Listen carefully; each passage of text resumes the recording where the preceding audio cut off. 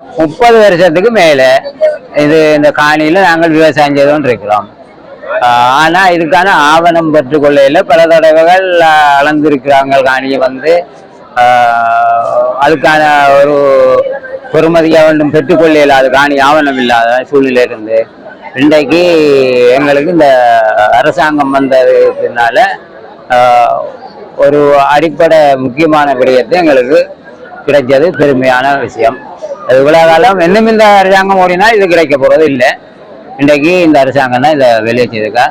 எங்களுக்கு இனிமேலும் எங்களோட அடிமட்ட வேலைகளுக்கு நிச்சயமா இனங்கண்டு உதவும் என்று நம்பிக்கை இருக்கிறேன். எல்லாம் ஆண்டு வந்த காணி இப்ப 50-54 வருஷத்துக்கு பிறகு கிடைச்சிருக்கு.